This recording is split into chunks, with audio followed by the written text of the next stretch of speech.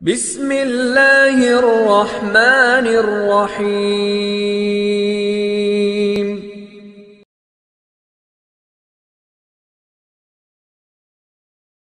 لا حول ولا قوة الا باللہ العلی العظیم۔ اعوذ باللہ من الشیطان اللعین الرجیم۔ بسم اللہ الرحمن الرحیم۔ نحمده ونصلی علی رسولہ الکریم، سیما بقیت اللہ فی الارضین۔ ناظرین، آج ہم آپ کے سامنے دوسرے باب کے 7ویں چیپٹر کا دوسرا حصہ آپ کے سامنے پیش کرنے جا رہے ہیں۔ امید ہے ناظرین کو پسند آئے گا۔ حضرت امام رضا علیہ السلام سے منقول ہے کہ جناب امام محمد باقر علیہ السلام کا نقش نگیں تھا: ظنی باللہ حسن وبالنبی المؤتمن وبالوصی ذی المنن وبالحسین والحسن، جس کا ترجمہ یہ ہے کہ میرا گمان خدائے برحق اور اس کے رسول امین اور رسول خدا کے جانشین باکرم اور حضرت حسنین علیہ السلام کے بارے میں نیک ہی نیک ہے۔ دوسری روایت میں حضرت امام محمد باقر علیہ السلام سے منقول ہے کہ جناب امیر المومنین علیہ السلام کی انگوٹھی چاندی کی تھی اور اس پر نقش تھا نعم القادر اللہ، جس کا ترجمہ یہ ہے کہ سب سے بہتر قدرت رکھنے والا ہے۔ بعض روایات میں وارد ہے کہ حضرت امیر المومنین علیہ السلام کا نقش نگیں الملک للہ تھا۔ دوسری روایت میں ہے کہ حضرت کی انگوٹھی صاف اور سفید حدید چینی کی تھی اور یہ چند کلمات 7 سطروں میں اس پر نقش تھے اور لڑائیوں اور سختیوں کے وقت اس کو پہنا کرتے تھے۔ وہ کلمات یہ ہیں: عادت لکل حول لا الہ الا اللہ ولکل کرب لا حول ولا قوة الا باللہ وَلِكُلِّ مُصِيبَةٍ حَسْبِيَ اللَّهُ وَلِكُلِّ ذَنْبٍ صَغِيرَةٍ أَوْ كَبِيرَةٍ أَسْتَغْفِرُ اللَّهُ وَلِكُلِّ هَمٍّ وَغَمٍّ قَادِحٍ مَا شَاءَ اللَّهُ وَلِكُلِّ نِعْمَةٍ مُتَجَدَّدَةٍ الْحَمْدُ لِلَّهِ وَالْعَلِيِّ بْنِ أَبِي طَالِبٍ مِّن نِعَمِ اللَّهِ فَمِنَ اللَّهِ، جس کا ترجمہ یہ ہے کہ ہر خوف و خطر کے لیے کلمہ لا الہ الا اللہ پڑھتا ہوں، اور دوسری سطر میں ہر رنج کے لیے لا حول ولا قوة الا باللہ، اور تیسری لائن ہر آنے والی مصیبت کے لیے حسبی اللہ، چوتھی سطر میں اور چھوٹے بڑے گناہ کے لیے استغفر اللہ، پانچویں سطر میں اور ہر جگہ چھیدنے والے آئندہ و گزشتہ فکر کے لیے ماشاء اللہ، چھٹی سطر میں اور ہر نئی نعمت کے لیے الحمدللہ، ساتویں سطر میں اللہ تعالیٰ کی جو نعمتیں علی ابن ابی طالب علیہ السلام کو ملی ہیں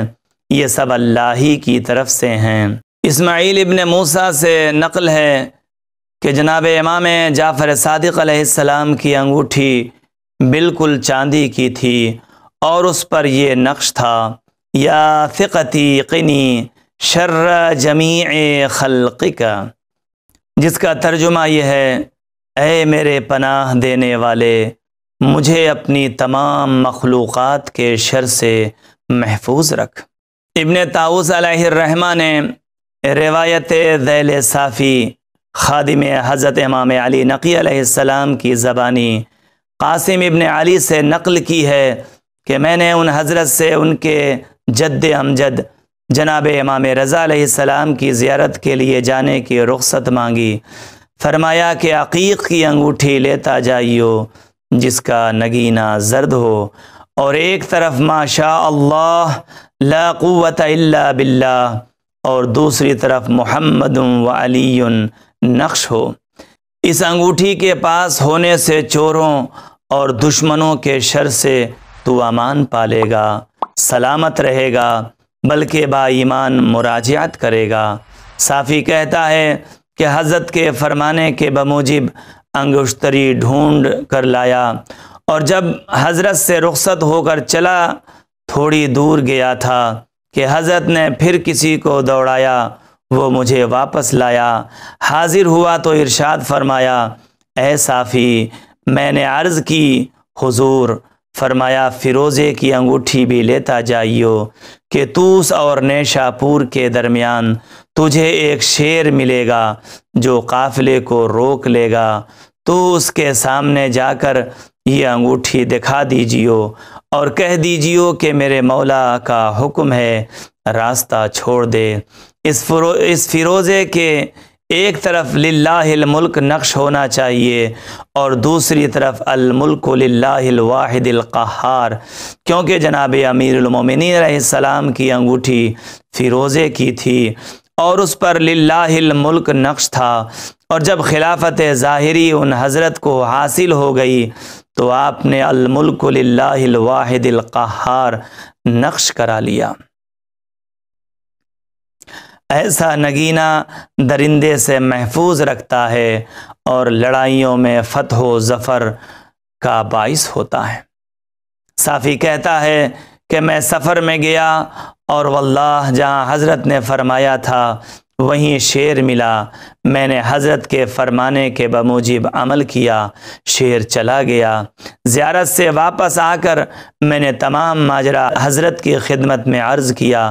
فرمایا ایک بات تو نے بیان میں چھوڑ دی، اگر تو کہے تو میں بیان کر دوں۔ میں نے عرض کی یا مولا شاید میں بھول گیا ہوں۔ فرمایا کہ ایک رات توس میں جناب امام رضا علیہ السلام کے روضے کے قریب تو سو رہا تھا، جنوں کا ایک گروہ قبر منور کی زیارت کے لیے آیا تھا، انہوں نے نگینہ تیرے ہاتھ میں دیکھ کر اس کا نقش پڑھا اور تیری انگوٹھی ہاتھ سے نکال کر اپنے بیمار کے لیے لے گئے، اسے پانی میں ڈالا، وہ پانی بیمار کو پلایا، اس بیمار کو شفا ہو گئی، پھر انگوٹھی واپس لائے اور بجائے داہنے ہاتھ کے تیرے بائیں ہاتھ میں پہنا گئے۔ بیدار ہو کر تجھے بڑا تعجب ہوا، اس کی کوئی وجہ تجھے معلوم نہ ہوئی، مگر سرہانے ایک یاقوت ملا جو اب تک تیرے پاس ہے، اسے بازار میں لے جا، 80 اشرفی کو بکے گا یہ یاقوت، وہ جن تیرے لیے ہدیتاً لائے تھے۔ صافی کہتا ہے کہ میں وہ یاقوت بازار میں لے گیا اور 80 اشرفی کو فروخت کر لیا۔ سید ابن طاؤس نے روایت کی ہے کہ ایک شخص جناب امام جعفر صادق علیہ السلام کی خدمت میں حاضر ہوا اور عرض کیا کہ میں ملک جریرہ کے حاکم سے خائف ہوں، دشمنوں نے اسے میرے برخلاف بھڑکا دیا ہے، مجھے ڈر ہے کہ کہیں قتل نہ کر دے۔ حضرت نے فرمایا تو حدید چینی کی ایک انگوٹھی بنوا لے اور نگینے کے ایک طرف 3 سطروں میں کلمات ذیل کندہ کرا لے۔ پہلی سطر میں اعوذ بجلال اللہ، جس کا ترجمہ یہ ہے کہ میں خدا کی بزرگی کی پناہ مانگتا ہوں۔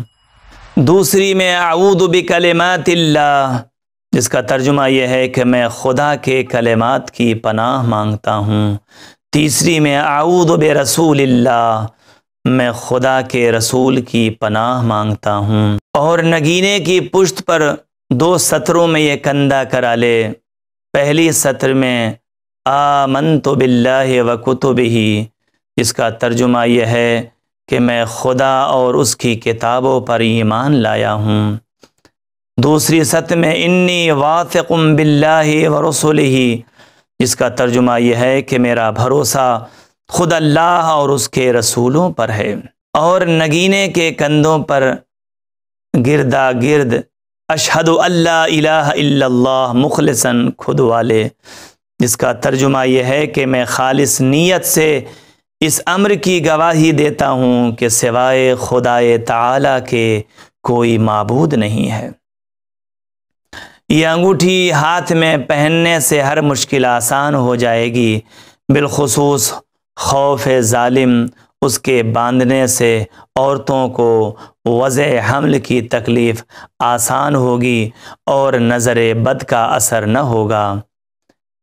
اس نگینے کی حفاظت ضروری ہے، نجاست اس پر نہ لگنے پائے، حمام اور بیت الخلاء میں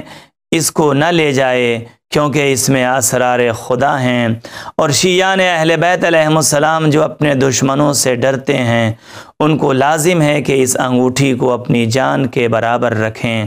اپنے دشمنوں سے چھپائیں، اور یہ اسرار سوائے معتمد اور معتبر آدمیوں کے کسی کو نہ بتائیں۔ راوی حدیث کا بیان ہے کہ میں نے خود اس کا تجربہ کیا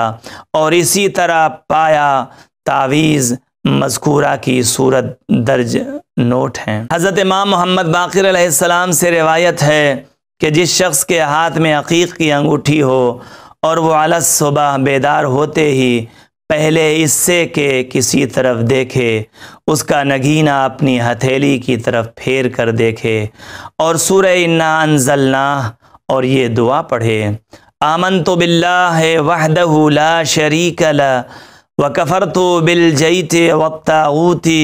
وآمنت بالسر آل محمد وعلانیتہم وظاہرہم وباطنہم واولہم وآخرہم، جس کا ترجمہ یہ ہے کہ میں خدا یکتا پر جس کا کوئی شریک نہیں ہے ایمان لایا ہوں، اور جبت جس کا مطلب یہ ہے کہ ساتر اور جادوگر، و طاغوت کا منکر ہوں، طاغوت سے مراد شیطان ہے، اور آل محمد صلی اللہ علیہ وآلہ وسلم کے اول و آخر ظاہر و باطن سب پر ایمان لایا ہوں، خواہ ان کی امامت کا اعلان ہوا ہو یا غیبت رہی ہو۔ تو پروردگار عالم اسے تمام بلاؤں سے محفوظ رکھے گا، خواہ وہ آسمان سے نازل ہونے والی ہوں یا زمین سے صعود کرنے والی، یا زمین کے اندر سما جانے والی ہوں یا زمین سے باہر نکل آنے والی، اور وہ شخص شام تک خدا اور خدا کے دوستوں کے حفظ و حمایت میں رہے گا۔ دوسری حدیث میں منقول ہے کہ جو شخص عقیق کی انگوٹھی بنوائے اور اس کے نگینے پر محمد النبی اللہ وعلی ولی اللہ کندہ کرا لے، خدا اس کو بری موت سے بچائے گا اور اس کا خاتمہ بالخیر ہوگا۔ دوسرے باب کے 7ویں چیپٹر کے دوسرے حصے کا خلاصہ یہ ہے کہ ہمیں چاہیے کہ ہم عقیق کی انگوٹھی پہنیں اور فیروزے کی، حدید چینی کی۔ عقیق کی انگوٹھی پہننا نماز پڑھنے میں بہت ثواب ہے، یعنی اگر کوئی انسان عقیق کی انگوٹھی پہن کر نماز پڑھے اس کے بہت زیادہ ثواب ہیں۔ اور دوسری چیز یہ ہے کہ فیروزے کی انگوٹھی اگر کوئی انسان پہنتا ہے تو اس کا ایک فائدہ یہ ہے کہ اس انگوٹھی پہننے سے درندوں کے شر سے محفوظ رہے گا، درندوں سے محفوظ رہے گا،